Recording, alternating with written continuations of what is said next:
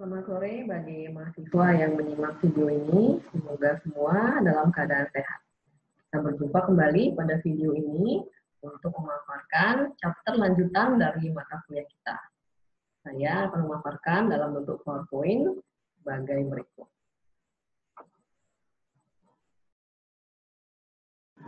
Pada video ini kita akan membahas mengenai merancang dan mengelola jasa atau layanan.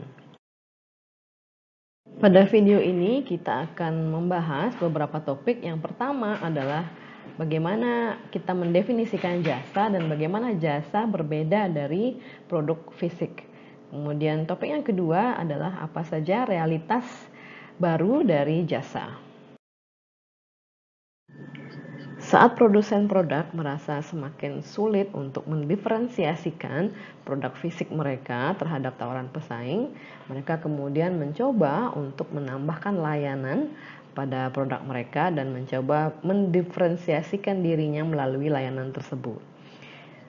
Jadi banyak perusahaan atau produsen produk yang menemukan profitabilitas yang cukup signifikan saat mereka menambahkan layanan superior. Di antaranya seperti jasa delivery yang tepat waktu, kemudian menjawab pertanyaan secara lebih baik dan lebih cepat, dan menyelesaikan komplain dengan lebih cepat. Jadi ini dilakukan melalui beberapa aplikasi seperti aplikasi chat real time atau phone service yang disediakan oleh perusahaan. Jadi penyedia-penyedia jasa mengetahui hal ini dengan sangat baik dan bagaimana caranya menciptakan pengalaman konsumen yang lebih baik. Bahasan kita yang pertama adalah karakteristik dari jasa. Karakteristik yang pertama adalah intangibility atau tidak berwujud. Jadi tidak seperti produk fisik yang berwujud, jasa tidak dapat dilihat, dirasakan, didengar, atau dicium sebelum jasa ini dibeli oleh konsumen. Contohnya adalah seseorang yang membeli atau melakukan prosedur bedah kosmetik atau bedah plastik tidak dapat melihat hasilnya sebelum mereka membeli paket bedah plastik tersebut. Dan pasien di dokter juga tidak mengetahui bagaimana hasil dari kunjungan mereka ke dokter sebelum mereka mencoba treatment yang diberikan oleh dokter. Jadi karena mereka tidak mengetahui hasilnya sebelum mencoba, tingkat ketidakpastian atau risiko menjadi sangat tinggi. Sehingga untuk mengurangi tingkat ketidakpastian, konsumen akan mencari atau melihat petunjuk-petunjuk akan kualitas dengan mengambil indikasi dari tanda-tanda dari place, yaitu tempatnya, eksterior atau interiornya, kemudian dari people-nya, dari penyedia jasa tentunya, atau dari staff yang ada di sana, dari equipment-nya, peralatannya, atau juga dari materi komunikasinya, simbol, dan harga. Jadi ini kita akan bahas di slide berikutnya. Sehingga karena jasa yang tidak berwujud dan berisiko cukup tinggi, tugas dari penyedia jasa adalah untuk bagaimana mengelola bukti-bukti atau mengelola petunjuk-petunjuk kualitas ini untuk berusaha mewujudkan jasa yang tidak berwujud tersebut. Jadi mencoba untuk memberikan wujud pada jasa yang tidak berwujud tersebut. Karena karakteristik jasa yang tidak berwujud dan tidak dapat diketahui hasilnya sebelum konsumen mencoba, sehingga ada keraguan dan ada risiko akan kualitas dari jasa tersebut, maka penyedia jasa berusaha untuk mendemonstrasikan atau menunjukkan kualitas jasanya melalui beberapa bukti-bukti atau petunjuk-petunjuk fisik yang dapat dilihat oleh konsumen. Yang pertama adalah place. Place di sini merujuk pada eksterior dan interior bangunan, di mana interior atau eksterior yang menarik biasanya akan mencirikan kualitas jasa yang juga baik. Yang kedua adalah people. People di sini maksudnya adalah karyawannya sendiri atau penyedia jasa, di mana diharapkan people ini berpenampilan yang rapi dan profesional. Karena penampilan tersebut akan juga mencirikan bahwa mereka mampu memberikan layanan yang profesional dan tentunya berkualitas. Kemudian berikutnya adalah equipment atau peralatan. peralatan seperti komputer, mesin-mesin yang berkaitan dengan penyediaan jasa tersebut dan sebagainya diharapkan adalah peralatan yang up to date. Karena peralatan yang up to date dan modern itu mencirikan bahwa jasa tersebut adalah jasa yang berkualitas dibandingkan dengan memiliki equipment yang tidak up to date dan terkesan tidak dirawat dengan baik, itu mencirikan layanan yang kurang berkualitas. Berikutnya adalah materi komunikasi seperti brosur atau konten-konten, kemudian dapat juga berupa signboard dan sebagainya.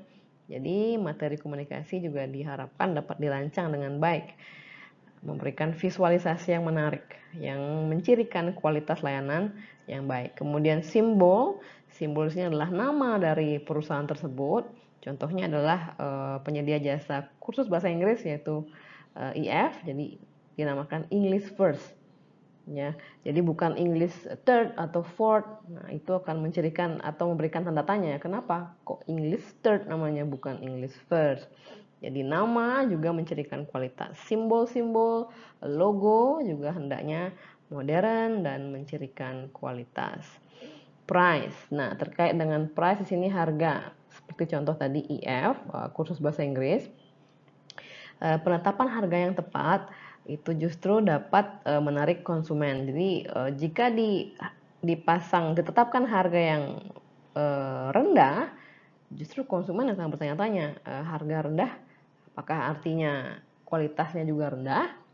Tapi jika memasang harga terlalu tinggi yang tidak terjangkau, nanti ini juga akan menjadi bumerang karena akan berpengaruh terhadap market share dari perusahaan. Jadi perlu diadakan survei terlebih dahulu dari produk-produk yang ditawarkan oleh kompetitor dan juga tingkat pendapatan dari masyarakat sendiri dan bagaimana porsi pendapatan yang mereka bersedia keluarkan untuk pendidikan bahasa Inggris atau kursus bahasa Inggris. Ini perlu dilakukan survei terlebih dahulu untuk dapat menetapkan harga yang pas.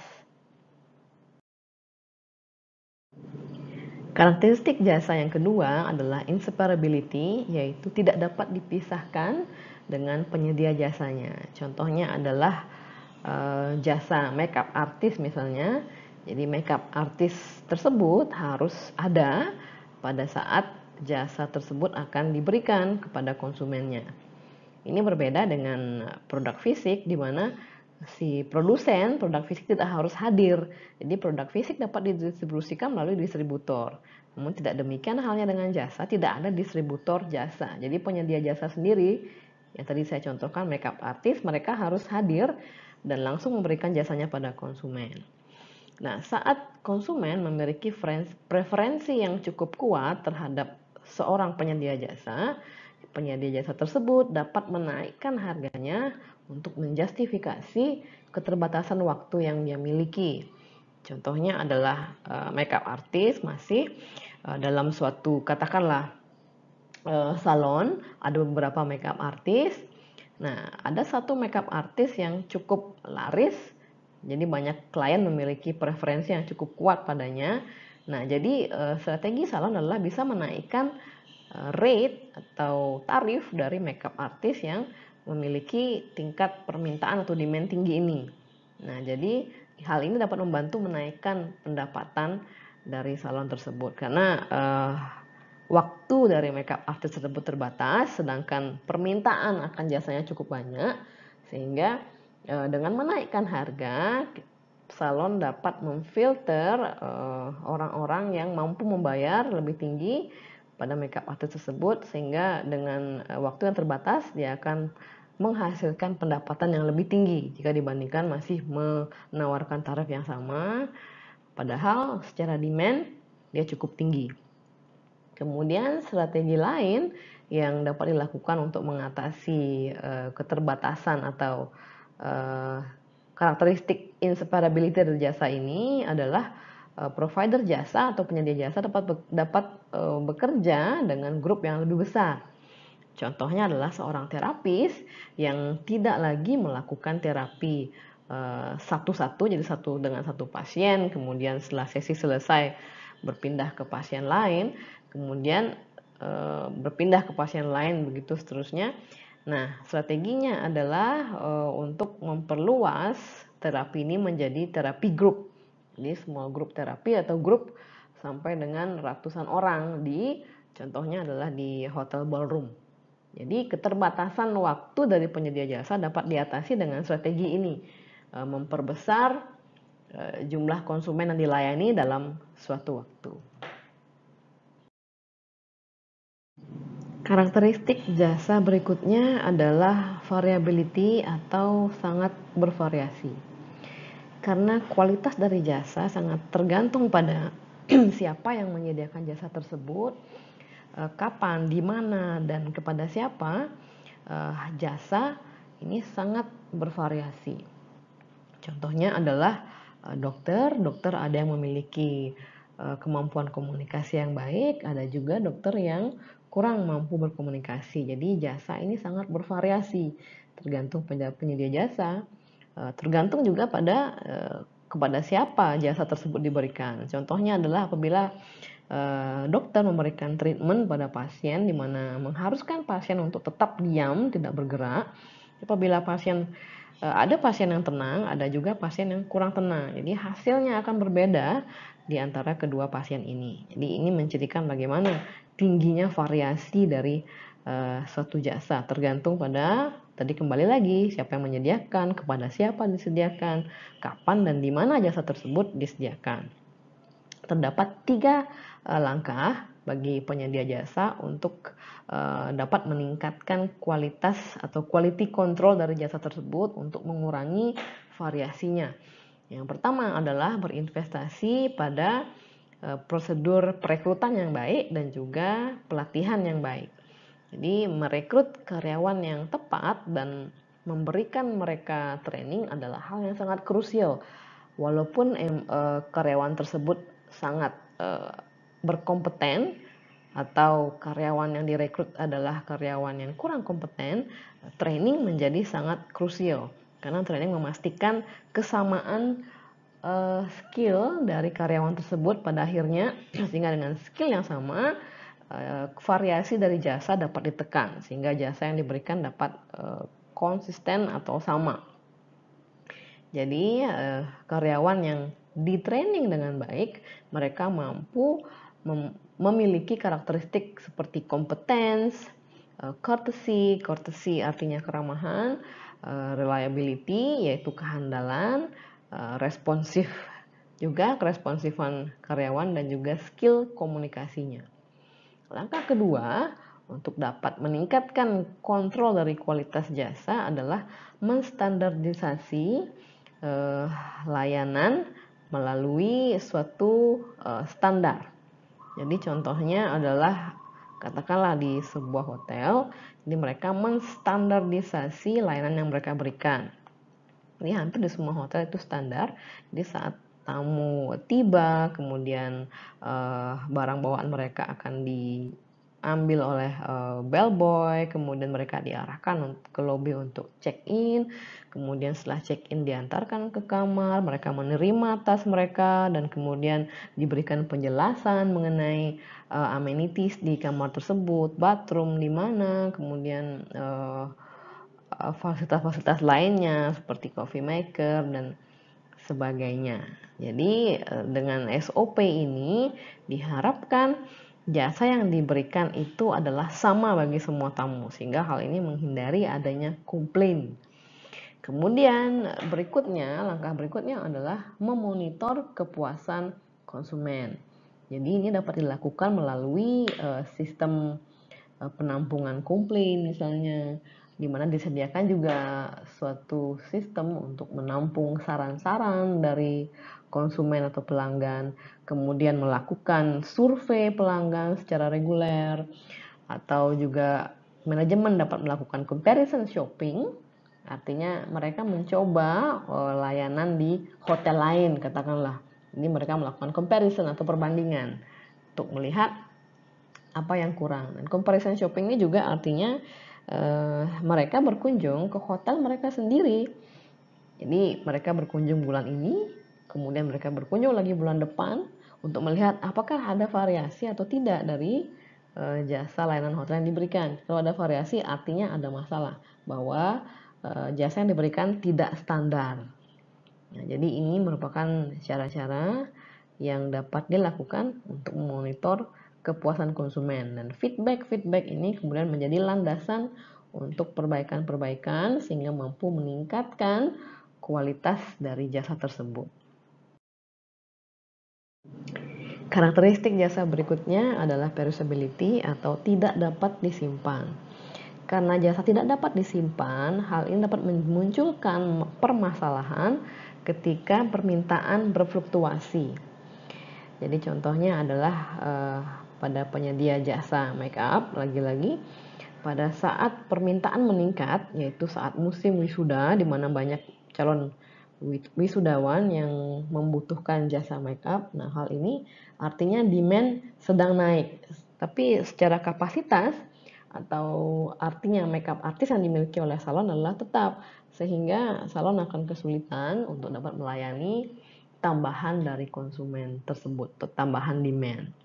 Kemudian contohnya adalah transportasi publik, itu perlu memiliki lebih banyak armada untuk melayani penumpang pada saat-saat rush hour atau jam-jam sibuk. Nah, beberapa strategi dapat dilakukan untuk dapat menyeimbangkan antara tingkat permintaan dan penawaran dari jasa. Langkah untuk mengatur demand atau permintaan agar tidak terlalu berfluktuasi atau tidak terlalu membludak, yang pertama adalah memberikan differential pricing atau penetapan harga yang berbeda-beda. Jadi strategi ini akan dapat memindahkan permintaan dari masa-masa di mana permintaan tinggi akan dipindahkan ke masa-masa di mana permintaan rendah. Contohnya adalah bagaimana bioskop menetapkan harga yang diskon atau harga rendah bagi film-film yang tayang pada siang hari. Jadi seperti kita ketahui bahwa lebih banyak konsumen memilih untuk menonton bioskop pada sore atau malam hari. Nah, dengan memberikan diskon pada film yang tayang siang hari, ini adalah suatu langkah untuk mencoba memindahkan konsumen yang awalnya menonton sore beberapa menjadi pindah siang, sehingga tidak terjadi penumpukan konsumen pada jam-jam sore atau malam tersebut. Sehingga secara kapasitas bioskop ini dapat mereka secara kapasitas dapat terpenuhi, kapasitas siang, sore, dan malam itu jumlah penontonnya dapat terpenuhi dengan baik, tidak membludak hanya di sore saja. Kemudian contohnya adalah penyewaan mobil yang memberikan diskon pada hari-hari yang tidak sibuk. Kemudian cara yang kedua adalah dengan menciptakan atau mendorong permintaan pada jam-jam yang tidak sibuk. Contohnya adalah bagaimana McDonald's mereka memperkenalkan breakfast service. Ini ada menu-menu breakfast yang disediakan oleh McDonald's sampai dengan jam 11. Jadi ini untuk mengurangi penumpukan konsumen pada jam-jam makan siang seperti itu, sehingga mereka dapat berpindah untuk mengambil menu-menu breakfast yang dapat mereka konsumsi nanti pada saat siang hari. Contohnya, atau hotel contohnya juga mempromosikan mini vacations pada weekdays. Weekdays artinya dari Senin sampai dengan Jumat, untuk mengurangi penumpukan tamu pada weekend, sehingga kapasitas mereka terpakai semua. Jadi tidak ada istilahnya staf yang menganggur pada weekdays.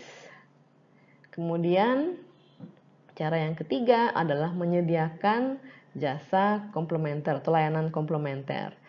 Contohnya adalah bagaimana restoran menambahkan cocktail lounge untuk para konsumennya yang hanya mengkonsumsi minuman saja, sehingga tidak menumpuk di area makan. Contoh lain adalah bagaimana bank menyediakan ATM ini untuk mengurangi penumpukan konsumen di teller. Konsumen-konsumen yang hanya melakukan penyetoran atau penarikan dapat diarahkan ke ATM sehingga tidak ada penumpukan demand atau permintaan di teller. Cara berikutnya adalah dengan menerapkan sistem reservasi. Jadi sistem reservasi ini bertujuan untuk mengelola level permintaan agar mereka tetap stabil, tidak menumpuk. Saat ini sudah banyak dokter yang melakukan sistem appointment atau reservasi sehingga jumlah pasien dapat diatur, tidak ada penumpukan pada hari atau jam tertentu. Bayangkan jika tidak melakukan sistem reservasi, pasien akan sangat menumpuk pada hari-hari tertentu atau jam-jam tertentu. Sehingga hal ini selain menimbulkan kesulitan pada dokter atau penyedia jasa sendiri, tapi juga menimbulkan ketidakpuasan pada konsumen. Kemudian industri lain yang menggunakan sistem reservasi adalah airlines contohnya, dan juga hotel, sehingga konsumen dapat melakukan reservasi di airline atau hotel, dan ini mengurangi terjadinya penumpukan demand pada industri tersebut. Berikutnya adalah bagaimana menyeimbangkan penawaran dengan fluktuasi dari permintaan. Cara yang pertama adalah dengan meng-hiring atau merekrut karyawan part-time pada saat permintaan sedang tinggi. Contohnya adalah bagaimana kampus atau kursus mereka menambahkan guru-guru part-time pada saat musim di mana murid-murid bertambah banyak. Biasanya di saat liburan-liburan sekolah di mana jumlah murid kursus meningkat. Jadi di sini kursus atau sekolah dapat merekrut guru-guru part-time untuk dapat mengajar di kelas-kelas tambahan pada saat musim liburan sekolah tersebut. Kemudian juga meng-hiring, contohnya adalah meng-hiring karyawan tambahan di supermarket misalnya pada periode-periode hari libur di mana konsumen meningkat pada hari-hari tersebut. Kemudian berikutnya adalah peak time efficiency routines atau rutinitas pada waktu-waktu sibuk. Contohnya adalah di rumah sakit di mana para medis ini membantu dokter selama masa-masa yang sibuk. Jadi intinya adalah staf-staf yang tidak terlalu sibuk pada saat demand sedang naik, mereka diperbantukan untuk membantu bagian-bagian yang sibuk. Kemudian langkah ketiga adalah bagaimana kita mendorong konsumen untuk ikut berpartisipasi sehingga ini dapat mengurangi beban kerja dari penyedia jasa. Contohnya adalah bagaimana pasien diminta untuk mengisi sendiri medical record mereka saat ingin memeriksakan diri ke dokter atau rumah sakit. Contohnya juga yang lain adalah pada saat kita vaksin, kita mengisi sendiri medical record kita dibandingkan dengan para staf vaksin menginterview kita untuk medical record. Jadi kita sendiri yang mengisi sehingga ini dapat menghemat waktu dari para penyedia jasa. Contoh lain adalah bagaimana konsumen didorong untuk memasukkan sendiri barang-barang mereka ke dalam tas belanjaan mereka di supermarket, atau bagaimana juga konsumen di restoran fast food mereka didorong untuk membuang sendiri sisa makanan atau pelatan makan mereka di tempat sampah. Jadi tidak ditinggalkan begitu saja di atas meja. Jadi ini merupakan bagaimana cara kita mendorong konsumen untuk ikut berpartisipasi sehingga mampu mengurangi beban kerja dari penyedia jasa terutama di jam-jam yang sibuk. Kemudian cara berikutnya adalah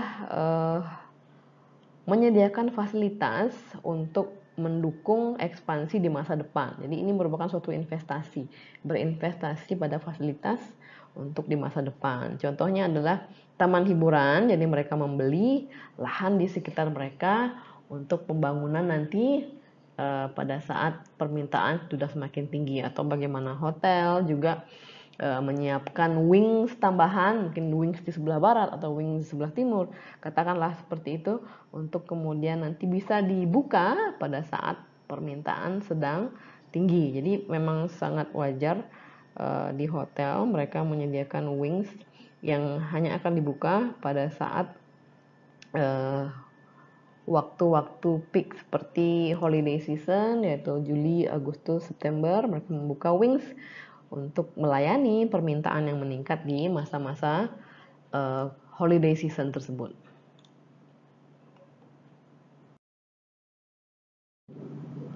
Bahasan berikutnya adalah realitas baru pada industri jasa.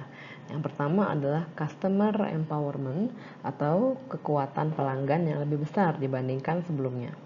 Jadi internet telah memberikan kekuatan pada konsumen untuk mereka dapat mencurahkan kemarahan atau perasaan mereka mengenai layanan yang buruk yang telah mereka dapatkan, atau melalui internet mereka juga dapat memberikan penghargaan pada layanan baik yang mereka peroleh. Ini mereka dapat mengirimkan atau menyuarakan komen mereka ke seluruh dunia hanya melalui satu mouse click. Jadi walaupun seseorang memiliki pengalaman atau pengalaman yang baik terhadap suatu layanan, mereka memang cenderung untuk membicarakannya dengan teman-temannya. Tapi seseorang yang memiliki pengalaman buruk dengan suatu jasa atau layanan, mereka cenderung akan berbicara ke lebih banyak orang. Jadi menurut studi bahwa 90% konsumen yang angry atau marah ini, mereka cenderung akan men-share cerita mereka dengan teman-temannya. Nah, tapi sekarang mereka tidak hanya menceritakan pengalaman buruk mereka kepada teman-temannya, tapi juga kepada orang asing. Contohnya melalui di luar ada planetfeedback.com atau juga di TripAdvisor dan di beberapa situs-situs review yang terkenal. Di e-marketplace pun juga ada suatu tempat di mana konsumen dapat memberikan review mereka terhadap produk yang mereka terima. Nah, jadi ini merupakan suatu tantangan bagi produsen jasa bagaimana menanggapi konsumen yang tidak puas dan mereka menuliskan ketidakpuasan mereka di internet yang dapat disimak oleh banyak orang. Jadi contoh perusahaan yang merespon dengan cepat adalah Comcast. Jadi apa yang mereka lakukan adalah mereka membuka kontak 24/7 melalui telepon atau melalui e-chat. Mereka juga menghubungi konsumen secara aktif, konsumen yang menulis komplain, mereka hubungi secara langsung. Mereka juga memonitor blog, website, media sosial, mereka monitor apabila di-mention perusahaan mereka dan terdapat mention yang berkaitan dengan komplain atau review negatif. Jadi apabila karyawan mereka melihat suatu masalah atau komplain pada blog, media sosial, mereka langsung get in touch atau menghubungi orang tersebut dan menawarkan bantuan.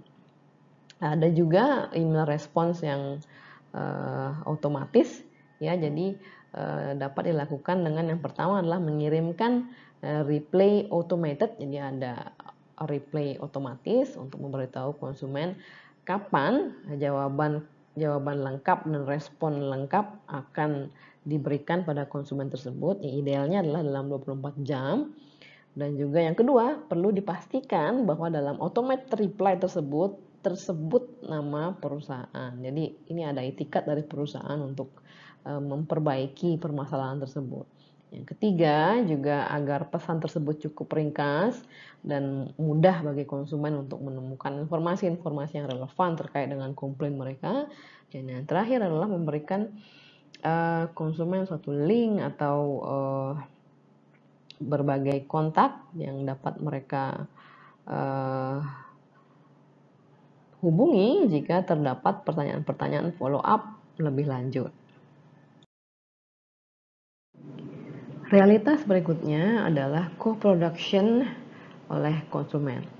Realitasnya adalah konsumen tidak hanya membeli dan menggunakan suatu jasa, tapi mereka juga memainkan peran yang aktif dalam produksi atau penyampaian jasa tersebut.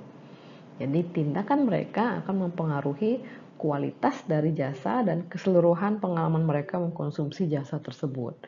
Tindakan mereka juga akan mempengaruhi produktivitas dari karyawan. Contohnya adalah seperti yang saya ungkapkan sebelumnya, di mana di suatu rumah sakit, suatu treatment yang mengharuskan pasien untuk duduk diam saat menerima treatment. Jadi pasien yang tidak bisa tenang akan mempengaruhi hasil dari treatment tersebut. Nah, ini adalah contoh bagaimana tindakan dari konsumen akan mempengaruhi kualitas dari jasa yang mereka terima. Contoh lain adalah peserta didik dari suatu lembaga pendidikan. Apabila peserta didik yang memiliki sikap yang tekun, serius, dan rajin, akan memperoleh pengalaman yang berbeda dibandingkan dengan peserta didik dengan sikap sebaliknya. Jadi hal ini mempengaruhi kualitas pendidikan yang mereka terima. Nah, aktivitas co-production ini dapat dalam satu level memberikan stres di pihak karyawan dan hal ini juga akan berakibat pada menurunnya kepuasan mereka. Dan hal ini disebabkan terutama karena adanya perbedaan kebudayaan atau perbedaan budaya antara konsumen dengan karyawan. Jadi perbedaan budaya ini umumnya akan mempengaruhi pola komunikasi mereka, di mana akan muncul gesekan-gesekan pada komunikasi dan yang berpotensi menimbulkan konflik atau kesalahpahaman di antara konsumen dan karyawan. Jadi, satu studi mengestimasikan bahwa sepertiga dari permasalahan pada layanan itu disebabkan oleh konsumen sendiri. Kemudian terjadinya perkembangan penggunaan dari teknologi self-service, teknologi yang memungkinkan konsumen untuk melakukan hal-hal yang dulunya dilakukan oleh karyawan, jadi mereka melakukan sendiri saat ini.